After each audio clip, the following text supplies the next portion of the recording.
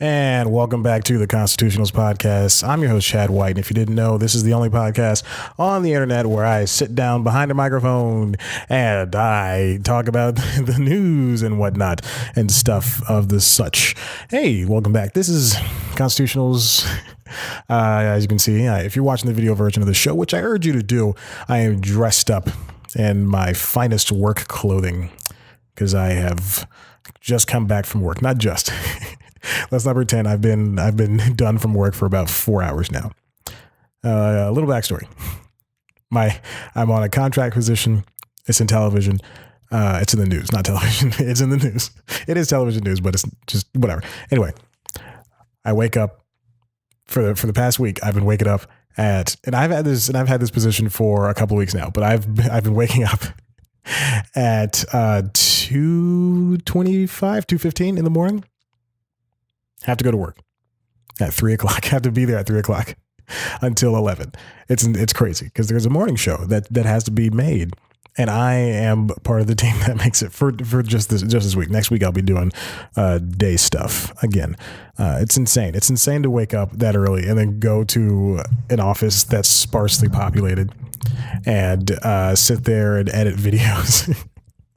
Oh my God, it's crazy. And I'm so tired. Understandably so. I am the most tired I've been in a very long time. There was like I said, I think I mentioned this. I mentioned it on the application, of course, but I've worked at I'm sorry. I'm on Google right now. Google is gray. I went to the homepage.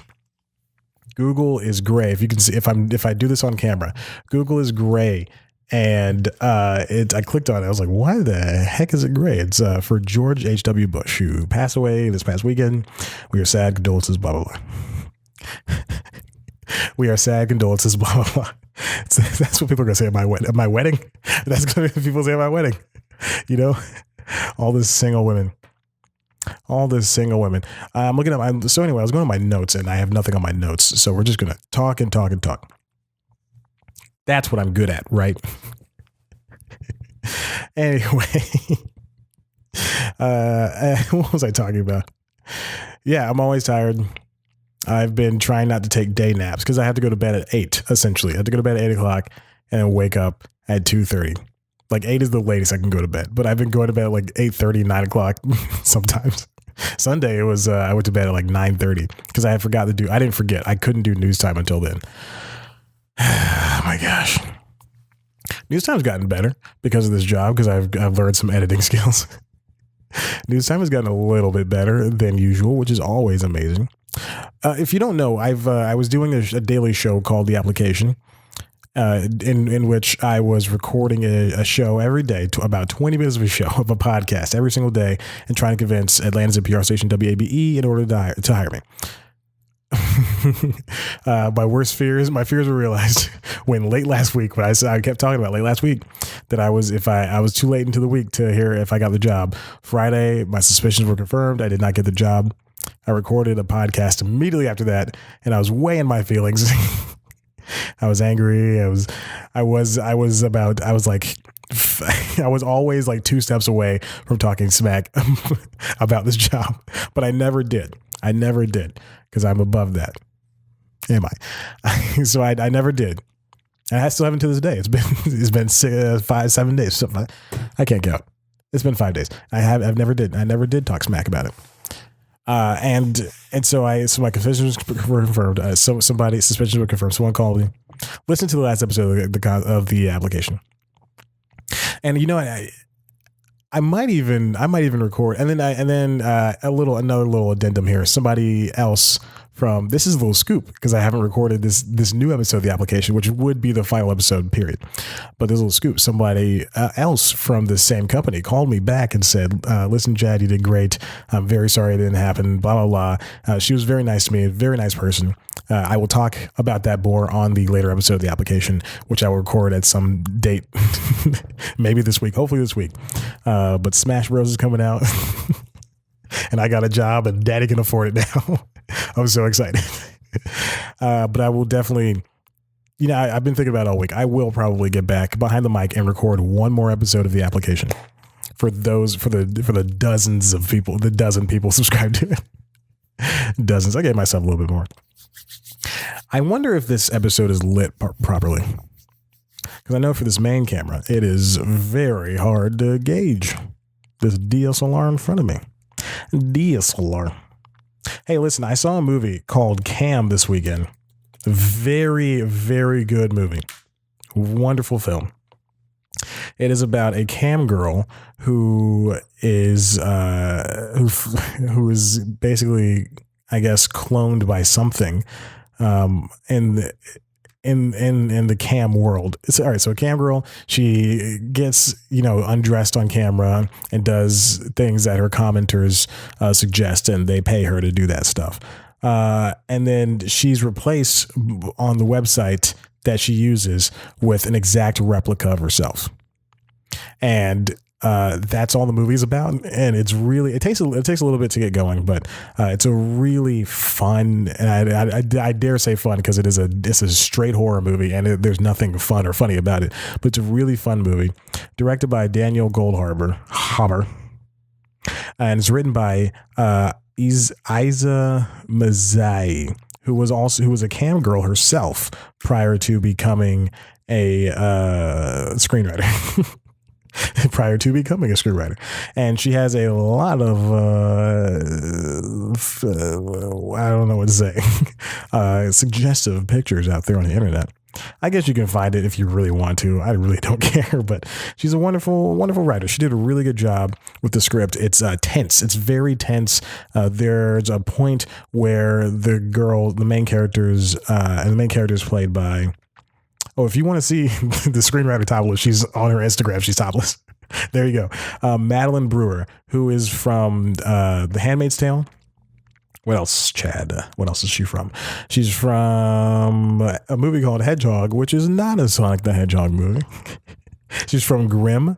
She was in Grimm, and she's mostly from The Handmaid's Tale. And she was in an episode of Black Mirror, the episode Men Against Fire. She played Raymond. And Orange is the New Black, apparently, but who watches that? And Hemlock Grove, good for her. So she's in a few things. Great character, great actress. She did a really good job in the movie as playing a naked woman who would get naked sometimes. So uncomfortable. If you're not watching the video, I just crossed my arms as I said that. Jessica Parker Kennedy from The Flash. She plays Iris and Barry's daughter from the future. That's not ruining anything. And she's barely in the movie. Some would say, why is her character in the movie? I would say that. Anyway, Madeline Brewer's she does a really fantastic job. She's really engaging as an actress in the film, and the movie's great. And it's not, like I said, it's psychological horror. So it's not as scary as you think it's going to be. It's not going to be the horror film that you're looking for. I'm sorry, I'm just scrolling through this writer's Instagram. How sad is that? Oh, maybe there's more. That's what my brain told me to do. And that's it. That's all I got to talk about. That's all I got to talk about. I've not done anything else except for work. I am so excited for Smash to come out. I am so excited for Smash to come out. It's got every character. It's got every stage. And I'm getting ready to play it. I figured the thing I'm going to do is I'm going to wake up on Friday. I'm going to have already bought it Thursday night. Wake up on Friday. Go to work, because it said this is 3 o'clock in the morning. Go to work. Go to the gym and work out. At the gym, get on the bike. Bike for 1 hour. Play Smash. Just, this is going to be good. Please imagine what I was doing. Cardi B and Offset have called it quits. Much like, oh my gosh, you know what? I'm not even going to continue that. Let's see. What else have I been watching? I really should have came into this prepared.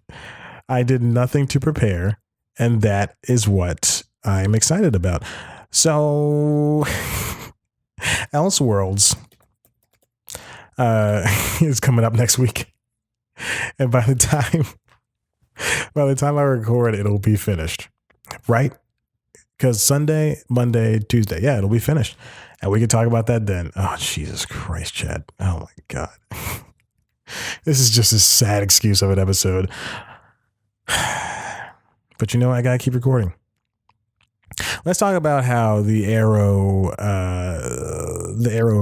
and I don't like saying that. Let's talk about how the Arrowverse has been for this past season.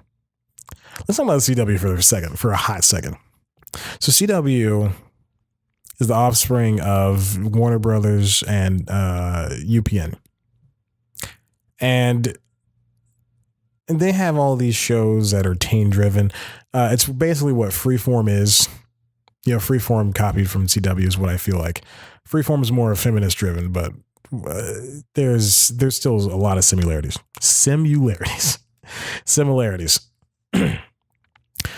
And one thing I want to note about the CW is that when they find a trope in a show, and this happens for every single one of their shows, when they find a trope, they stick with it. And it is a gosh darn shame that they do that. Because they have all these decent actors, they have all these characters at their disposal, even if they're not allowed to touch, the Trinity. Well, they do have Superman, so that's one of the Trinity. But even if they're not allowed to touch, the Suicide Squad or something like that, Joker, then they're able to work within the boundaries. And this is Daredevil was recent. I want to talk before I get into CW. I want to talk about Daredevil was recently canceled, and it's a show that I've seen maybe 4 episodes of, and I could care less about.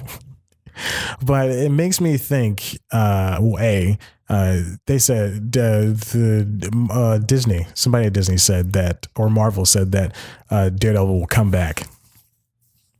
I think they should just cancel all of the Netflix shows, all their Disney Netflix shows.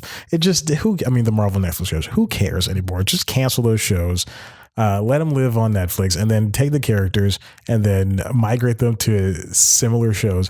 It could be Daredevil Redux, Luke Cage Strikes Again, Iron Fists 2, Jessica Jones's Diary, like Bridget Jones's Diary. That's the joke. The Defenders and the Punish Man. They could do all those shows differently on Disney, Disney Plus. But I could care less. I could care less because I don't watch those shows. The only superhero shows I watch now are Flash and Black Lightning, and I am very, very close to dropping off Flash. If they pull the same crap they do every single year, I'm very close to dropping off of Flash. But what they could do, it's a shame that Disney's going this route, or Netflix is going that. I don't know who's in charge of canceling, because apparently I saw an article this morning that Daredevil, according to, and of course Netflix doesn't release ratings, but according to some independent study, Daredevil is one of the top 4 highest original shows on streaming, period. So out of Netflix, Amazon, Hulu, Crackle,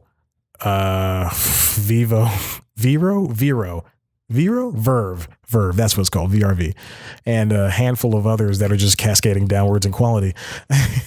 Daredevil is number 4, and the other 3 I think are Netflix too. Like one Stranger Things, and the other 2 are some bullcrap I don't really care about. None of this stuff I care about, but it's strange that they cancel these shows. Just so that it's either Netflix is canceling them to spite Disney, or Disney's canceling them to spite Netflix. One way or the other, people are just being little jerks to each other. Which doesn't make sense to me. I don't understand. You can still have money. Even if you're getting some money, you're still getting more money than anybody else in the world. Hey, real quick, let's take a break, and I'll come back and I'll talk about the CW like I was originally meant to. Okay, we'll see you in a second.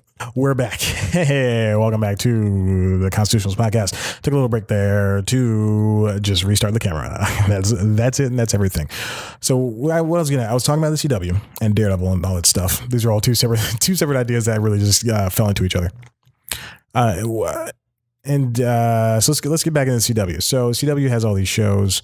And what's interesting is, and because I'm only thinking about this because I'm trying to catch up on Black Lightning and Flash before this Elseworlds thing, where I will start watching the Arrow again and the Supergirl. See, the reason you fall off of these shows because they, like I said, they fall into these tropes. And, whether it's 10 episodes on Netflix or 22 episodes on broadcast, all of these shows fall into the same categories of they're boring. They'll tell stories that they don't need to tell. There's this, there's that. And it just is it's not fun. And I dare anyone who still watches these superhero shows to say I'm enjoying myself every single second. Because I'm gonna pick a show out of my butt, but Mad Men. But for Mad Men, I'm enjoying myself every single time. And as much as I think Breaking Bad is overrated, Breaking Bad, I'm enjoying myself every single time. Every single time. And I think, maybe it's just comic book shows, because for Walking Dead, when I fell off, it was just, they're doing the same thing that the shows on CW are doing. Same thing. And this is including like Supernatural. I don't even watch Supernatural, but I guarantee it's the same thing every episode. And they've been doing that for 10 years, 11 years, 13 years, something for a long time. For Valor, I think that was canceled. One of my All-American. I want to start watching that show. It's a football show. I want to start watching that show. But for with the exception of Crazy Ex-Girlfriend, every single show on the CW does the same thing every single time. But for Walking Dead, it's fight these walkers. There's a camp that hates us. Let's make our own camp. Now we're going to war with this other camp. Now people are dying. Now they kill people for no reason. It's the same thing over and over again. And it's really boring. And that is the thing I want to talk about. I finally talked about. It just doesn't make sense. Do you like how, if you're watching the video, you can see that my tie matches my socks, and the color palette for both the tie and the socks match the sweater and the button-up shirt I'm wearing. Green, blue, and white. It's amazing. It's all amazing. It's all worth it. It's all worth it. Wake up at 3 o'clock in the morning, or wake up at 2:30. And so now we have this yearly crossover with a lot of the Arrowverse shows. Last year, it was the end, apparently, to all of the shows doing it at once. All of the shows, which I guess from the Elseworlds, what they're doing this year is Elseworlds, which is basically an alternate universe. But I don't know how, I haven't seen it yet. I'm both angry that they couldn't fit the Legends of Tomorrow in there, and also I understand why they couldn't have done it. But then again, we got to deal with this Supergirl mess.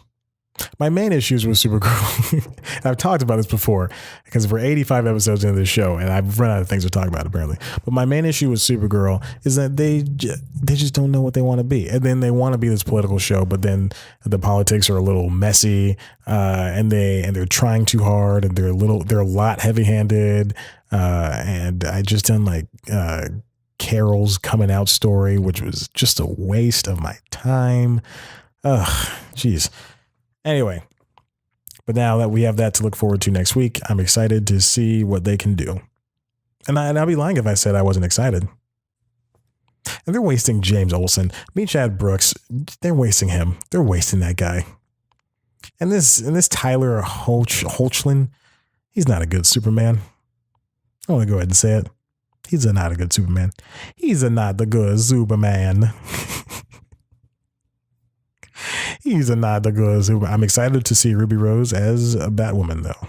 It's going to be wonderful because she's a gorgeous female woman. And I'm allowed to say that. Oh my gosh. Okay, let's get into this story I really want to talk about really quickly. That's been sitting in my on my Chrome for, I would say, at least a week and some change. There was, and I might do this as a news time. There's an article on The Verge called "Gaming the Apple Podcast Charts is Cheaper and Easier Than You Think." And the gist of the article, and I've only skimmed over it, that's why it was still sitting up in my thing. The gist of the thing is that a guy named, I'm trying to find WBUR, BUR, I'm sorry, what is his name? John Perotti paid somebody $5 who would send like the podcast to the top of the charts on iTunes, which apparently iTunes is the way to go Apple Music or Apple Podcasts is the way to go. So he sent $5 and a link to the WAVE files to the person that contacted him. A day later, his show appeared at the bottom of the Apple Arts charts, which is crazy. Then it started to rise. It topped out at number 2 on the Arts chart and number 55 on the All Categories chart. And obviously, he didn't do this like as a real thing. He did it as a investigative thing to do. And so these charts have been around for a very long time, and they're the only way to gauge to see if your podcast is doing well. That's why you always hear rate us on iTunes, review us on iTunes. It really helps out, stuff like that. Perotti's fraudulent success suggests it's easy and cheap to trick the system, and a chart position could theoretically be worth millions, which is true because sponsors will see that. They'll see, hey, this person is doing well. Let me give this person money to advertise Squarespace or Bonobos, or I haven't heard Bonobos ad in a long time, or Dollar Shave Club, or Hims, which was on IGN podcast for no less than 4 years, apparently. You get TV deals, you get ad revenue. But again, I've mentioned this before. Podcasts don't make a lot of money. It's only like a select handful of podcasts that even make any money in the positive spectrum at all. Like Never Not Funny compared to the Joe Rogan Experience, or Comedy Bang Bang compared to WTF. They're two different things. And yeah, they might get similar listens. Like Comedy Bang Bang may get, I don't know. This is me talking my butt, but Comedy Bang Bang may get 8 million downloads, 7-8 million downloads a month, maybe 10 million downloads a month. WTF could get 20 to 30 million downloads, and Marin and his producer could make thousands of dollars. Tens of thousands. Who knows? I don't know the money. I don't know the math. So please don't at me. How are you going to find the podcast that you want to advertise on? Well, let's take a look. Let's look at the top of the charts. Let's see who's getting heard. Mike Mignano, CEO of podcasting app Anchor, tells The Verge. So the charts actually, in a strange way, because of a lack of data around how podcasts perform, become important tools for finding podcasts worth advertising on.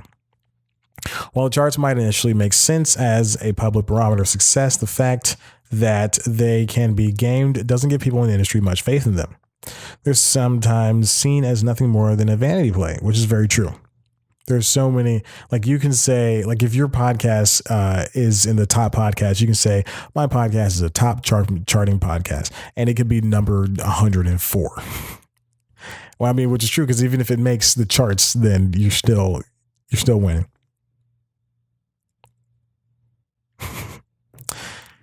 Apple's historical power in the space puts extra weight behind those charts, especially because lots of people rely on the Apple Podcast app to actually listen to shows. In a study published this month, Anchor found that 52% of podcast listeners are listening through Apple Podcasts. That's because there's a lot of iPhones out there. So people, if you have a default app on your phone, you're more likely to use it. There's only power users are going to go either way, which is like a lot for Android. For Android people, for a long time, we didn't have a podcast app. Now we have Google Podcasts, but first we had Google Play Music, Google Music's streaming service. And then we have, which you can still use. And then we have Google Podcasts, which is just a skin version of Google Play Music's service already, but for podcasts only, which doesn't make sense. But a lot of people use Pocket Casts. A lot of people have these other different apps that are still the exact same thing that do better, like Pocket Cast. I use Pocket Cast. I paid for it on iTunes. I paid for it on Android. I paid for it on web. $15. I've listened to 133 days worth of shows. What's more important is the subscription rate, which requires someone to push the subscribe button. Brody doesn't know the behind the scenes work that went into getting the show to the top, but he guesses it was some sort of click farm.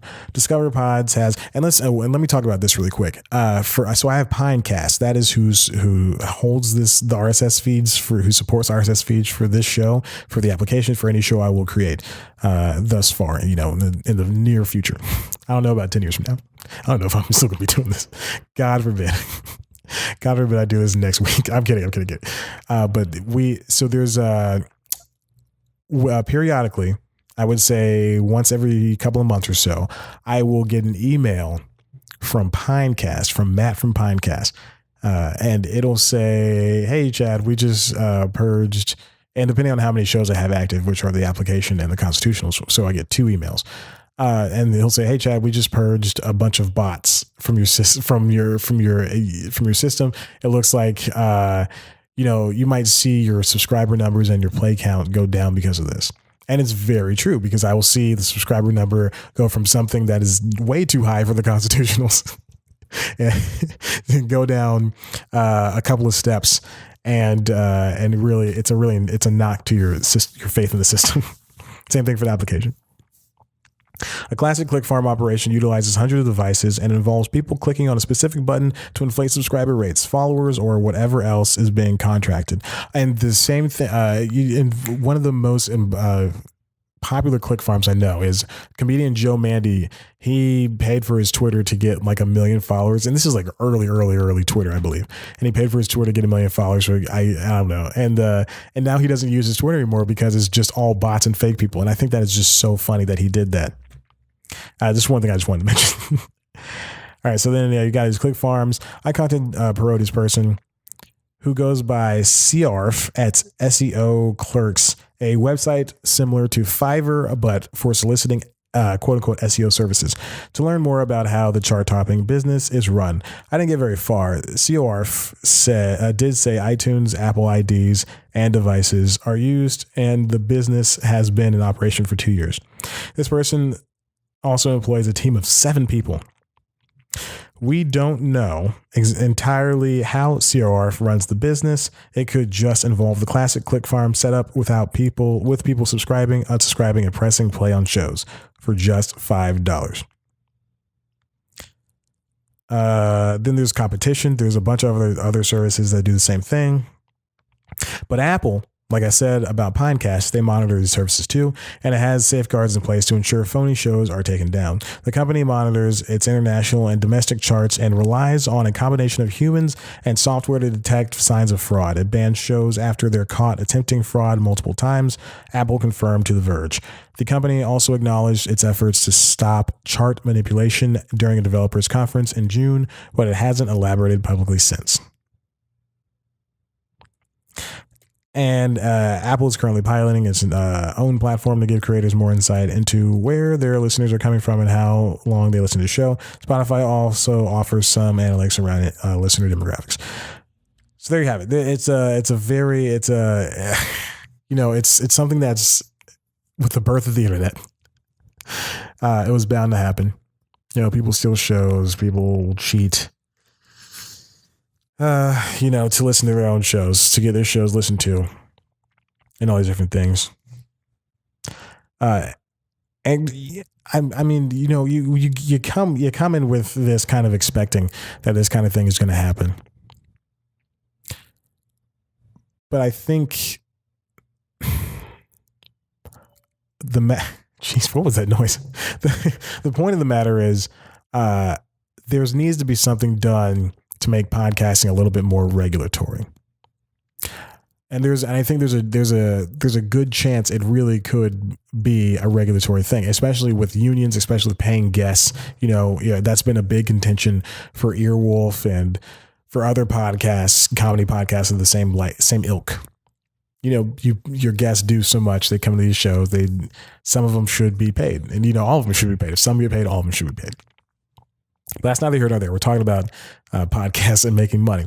And like I said, podcasts are very, very difficult to make money from.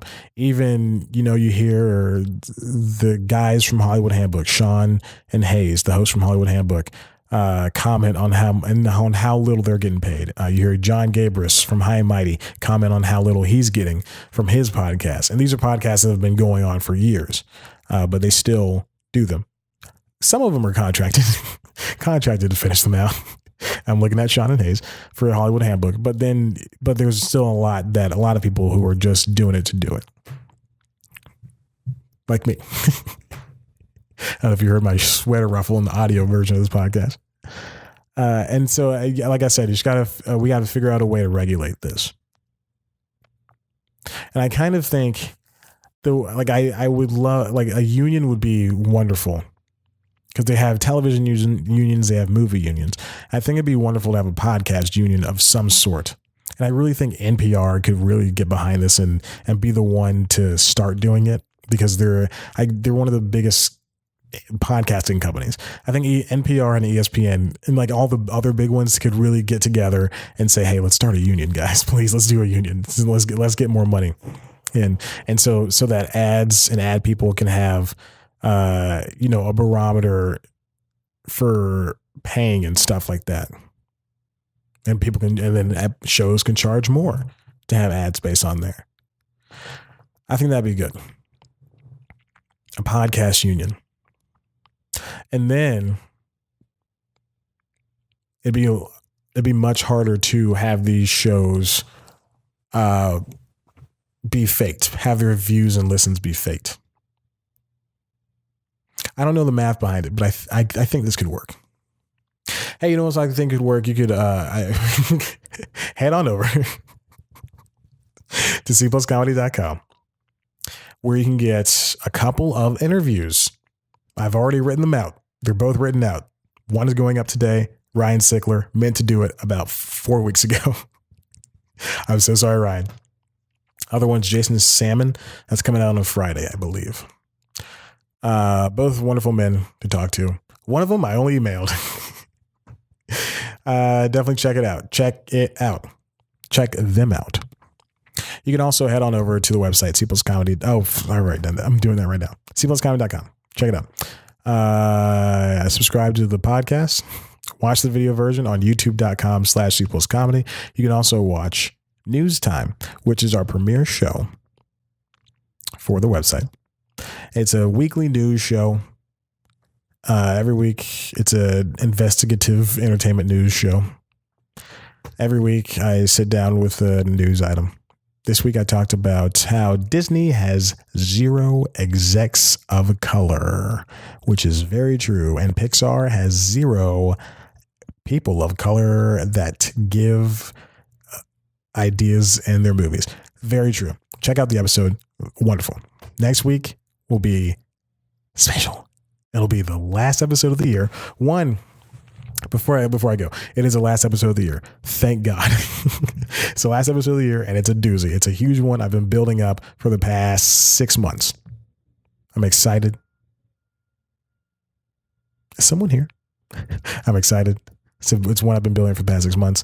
I'm pretty sure I just heard someone talk. I've been building it for the past 6 months. I'm so excited for this episode to be made. Then after that, of course, you get your bloopers, your 2 bloopers episodes, and your top TV shows and movies that I forgot to talk about that I couldn't talk about during the pod, or whatever, top TV shows and movies, whatever. Who cares?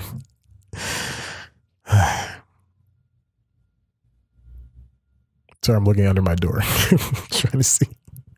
So definitely check that out. It'll be a big episode. Hopefully I can write it today and tomorrow. And I think it's going to be a long episode. It's going to be huge. Now I'm saying all this stuff, and what if I don't meet my expectations? Oh no, I'm afraid. What else? Follow us on Twitter @CPlusComedy. Follow me on Twitter @ChadBlackAndWhite. Follow us on Instagram @CPlusComedy. Follow me on Twitter @ChadBlackAndWhite. I mean, on Instagram @ChadBlackAndWhite.